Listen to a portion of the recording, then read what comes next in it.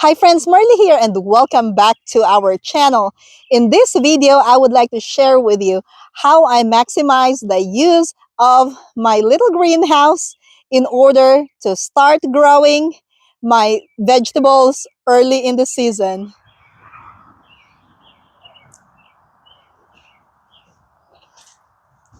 Last night was a little bit cold, so I have most of the plants right here in the very back of the greenhouse where I have a door that I can close whenever it's very cold. And this is what I would like to share with you today. Look at this, guys. See that?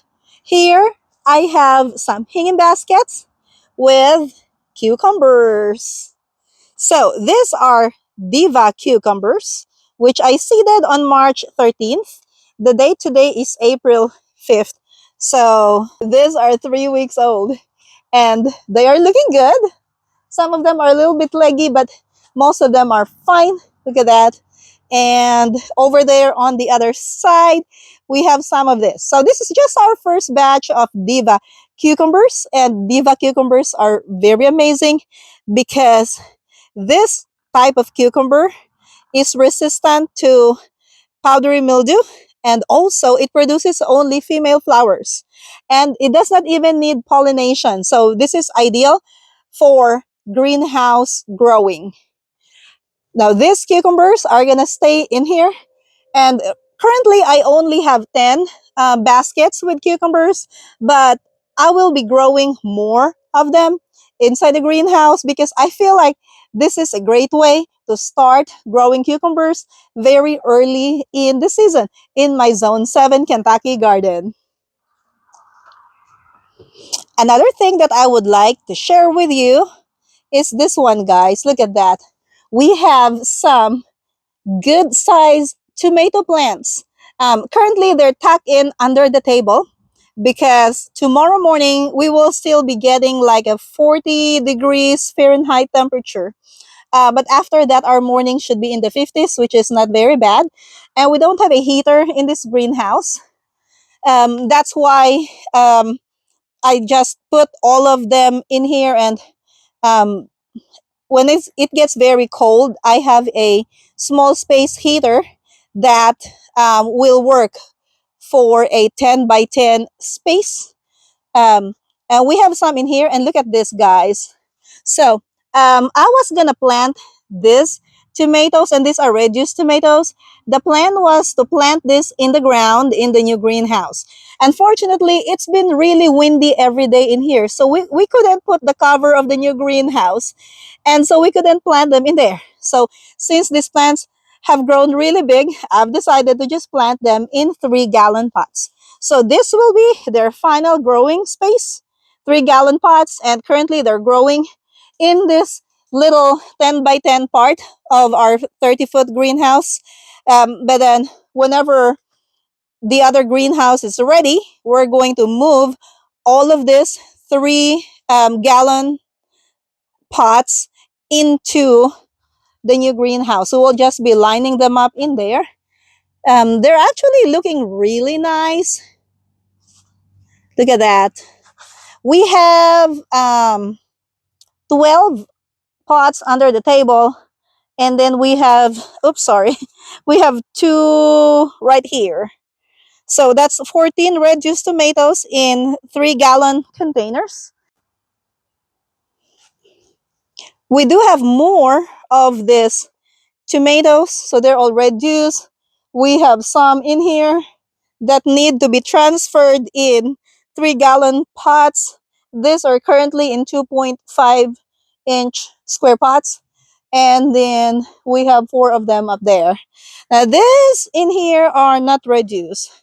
These are Cherokee Carbon. We have some marigold, celosia. We have lots of zinnias here. These are opal basil. And then this is cosmos. We have some cinnamon over there, that tiny one, that cinnamon basil.